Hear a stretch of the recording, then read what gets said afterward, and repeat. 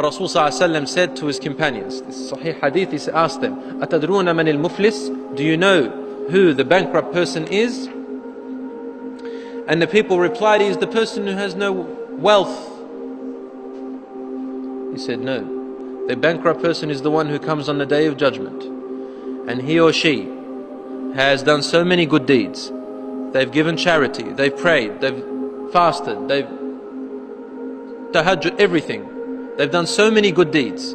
Now, how do you know that you've done good deeds unless you've seen them? So you've seen them and your weight is there. You've seen them, they are heavy. You know their value. You don't want to lose them. You've done all these good deeds and you think you're going to enter paradise. وَقَدْ شَتَمَ هَذَا. But he or she has abused this person, or stolen from this person, or harmed this person, or backbit this person. What happens on that day? Allah says, وَلَيْسَ رَبُّكَ بِظَلَّامٍ لِلْعَبِيدِ. Allah does not oppress His servants.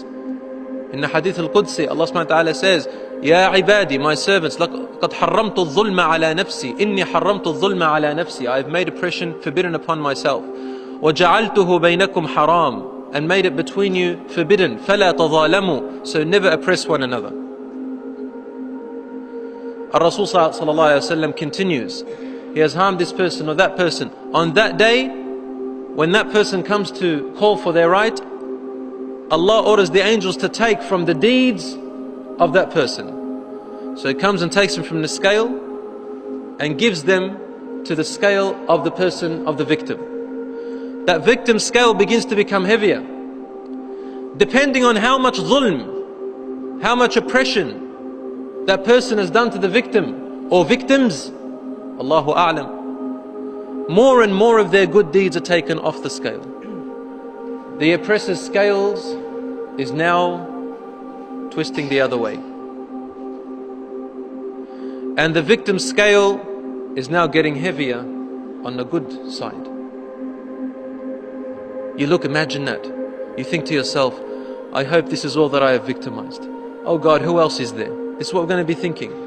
Suddenly someone comes up, you think, oh no, I forgot all about this person. I backbit him or her on the evening on so and so, when we had a gathering in the back of our house, or in the living room, or at the gym, or at school, or at work, or with our relatives, or at the barbecue. I was celebrating too much that I forgot that the Day of Judgment is coming. So we backbit this person, harmed that person, stole from that person, so on and so forth. And these people still come, they keep coming up. And on that day you remember them. We remember who we had victimized. And the more they come, the more we are afraid, we're terrified. Where did this person come from? Where did that person come from? Oh, you are reminded. You are reminded. And so the deeds are taken away. Rasul sallallahu alaihi wasallam says, this person becomes bankrupt of all the good deeds. Now if there are more victims that come along, what happens? They complain, Ya Rab, Ya Rab. And the angels say, we have this person, the oppressor has no more good deeds to give. They're all run out. Allahu Akbar. So then Allah says, very well, we have forbidden oppression today. Take from the victim's bad deeds and add them on top of the oppressor's bad deeds. And so, ya ikhwan, brothers and sisters, the person, Rasul says, he or she is dragged away and placed into hellfire upon their faces. This is a believer or a disbeliever.